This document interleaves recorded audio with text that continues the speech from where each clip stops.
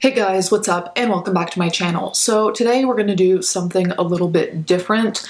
I have done this in the past and I do like to do this from time to time, mainly because I think it's healthy and it also helps destigmatize mental health issues, mental disorders, so on and so forth. I do want to preface this video with nothing of what I'm saying takes away from the fact that I'm grateful for being healthy, for being here.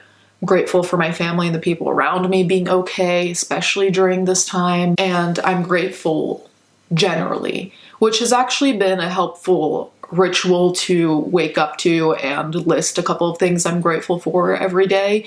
Not even physically, just mentally waking up and saying, I'm happy about X, Y, and Z. I'm grateful for X, Y, and Z.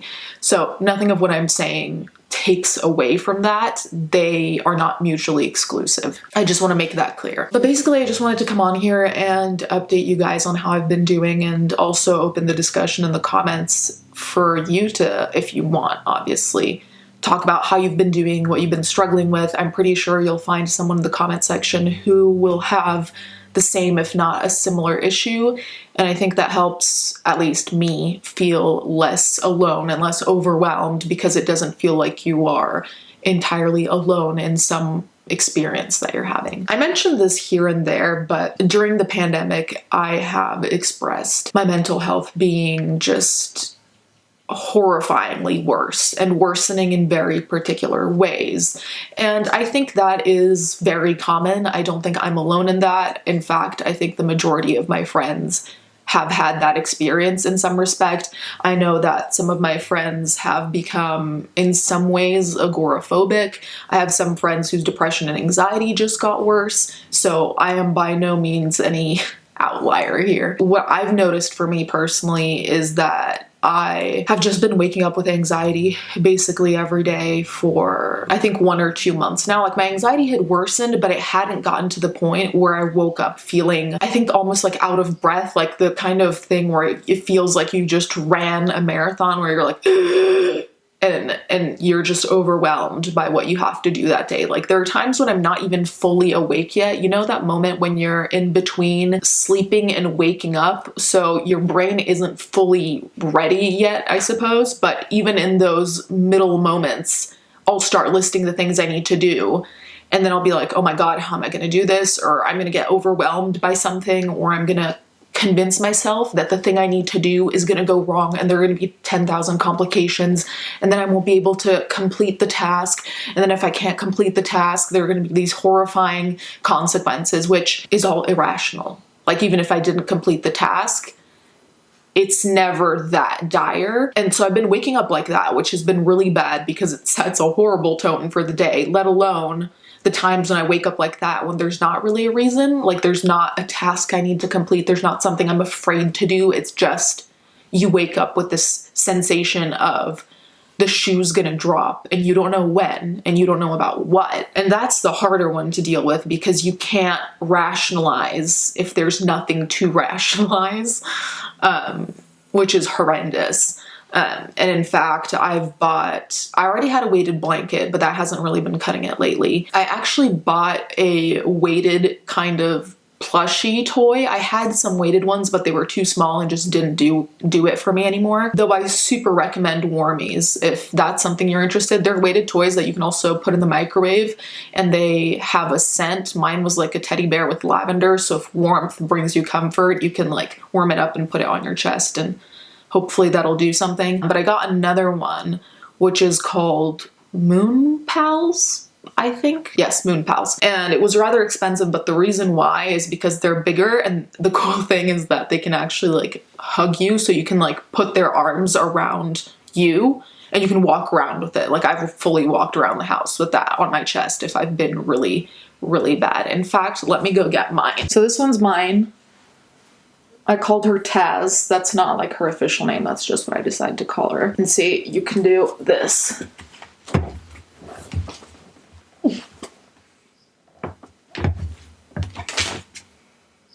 And they're pretty heavy for a toy like this. And this is in no way sponsored, I wish. I guess you're staying with me then. Oh my God, it's coming back already. One second, please. So, aside from the anxiety thing, if you guys don't know, I have panic disorder. Lord knows, anytime I mention this, I get so many comments saying that I'm insane. But I have panic disorder. I feel like that is the one thing that hasn't worsened drastically. I don't know if it was just very bad to begin with, so it just couldn't get worse. I don't know. I hope it's not at its worst, and I hope it won't get worse, but panic disorder hasn't really changed. What has changed, though, in the same realm, are panic attacks. This year, by far, in the past 2 months, the panic attacks have been so bad. And initially, when I used to have panic attacks, I think like at the beginning of the pandemic, like I had them before, but I'm just talking about the recent past, if you will. When I used to have them, I would go very quiet and I would start crying. And I would, obviously feel everything you feel with a panic attack. They have evolved. Sorry if you hear noise, by the way, my dog's playing in the background.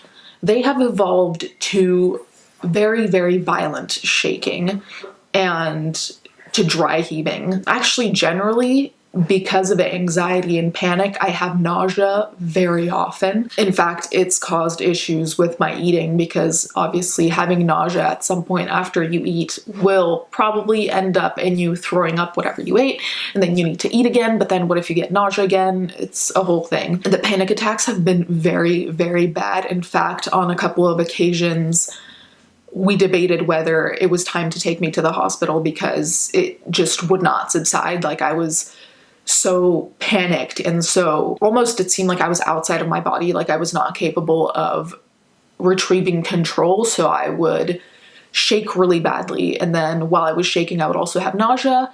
And then because I was shaking so badly and also breathing very aggressively, I suppose, just being like like that, I would almost pass out because like I wasn't breathing properly, and then the shaking didn't help either. And then because of the nausea, I couldn't drink water. Like, there were times where there would be hours and hours and hours. Like, I think once it got up to 12 hours where I just couldn't drink water because I would vomit it immediately because I was so anxious that the nausea was causing me to contract my stomach, I suppose, anytime I even tried to consume a beverage. It got to the point where sometimes I'd have to buy Pedialyte, and if you don't know, Pedialyte is just supposed to be super hydrating for when you're dehydrated, and I'd get Pedialyte just to make sure that I wasn't going to go into like a dehydration that was too serious, like the type you'd have to go to the hospital for.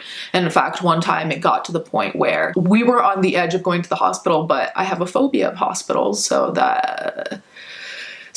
I also didn't go because I didn't want to be there alone, which I would be because of COVID and all that. You can't go with someone, at least not where I live. Yeah, so all of these things have been happening.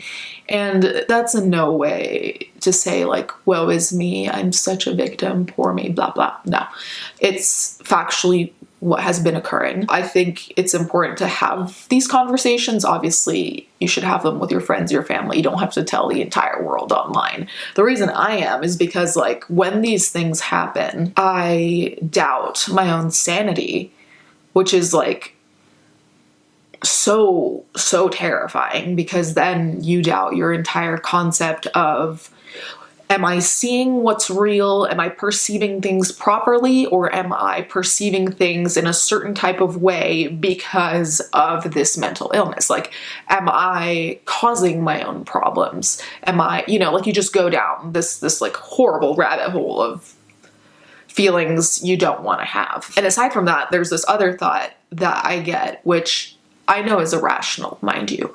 But when you get it in the moment, even if you know it's irrational, it doesn't mean it's going to be easy to shake. And that thought is, I'm never going to be normal again. And when I say normal, I mean who you were before the pandemic. Okay, so everyone has their own version of their baseline personality, personhood, whatever. So normal isn't referring to just like people who don't have mental illness or whatever. I'm just saying who you were before. And that's a thought that's been like plaguing me a lot. And I know a couple of my friends have been plagued by that same thought. We all enter the pandemic, but when they enter the pandemic, their mental health was at point X. Now their mental health is at point Y. When you go, at least for me, in these states of panic, anxiety, whatever, one of my main fears and thoughts is like, holy shit, what if I'm never going to be who I was. Like, what if my mental health, like this decline, what if this is just my new reality? Like, what if this decline is permanent, basically? And obviously you can't just snap back, because we all went through some shit in this pandemic, let alone the pandemic itself, being locked in your house, not being able to see your family and friends. All of those things alone would affect anyone, even someone that has no mental health issues. But the ramifications as well of like the effects of not seeing your family, the effects of having to go out with a mask and feeling like the world is dystopian, like all of these things will take a toll on anyone.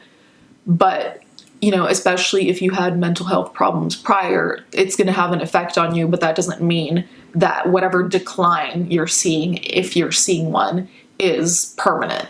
You know, like, things will get better. You will be okay. God knows, if we've gotten through all of what we've already gotten through, we can get through everything. It will pan out. But in those moments, it feels like you're at the end of the line, like everything's fucked, everything sucks, and everything will suck forever. And that's just like a very typical feeling of depression, but it is a very particular time to feel that way as well. I guess the point of the video is just to talk about that, to say that if you're feeling anything similar, that you're not alone in the least. If your mental health has worsened, you're also not alone in the least.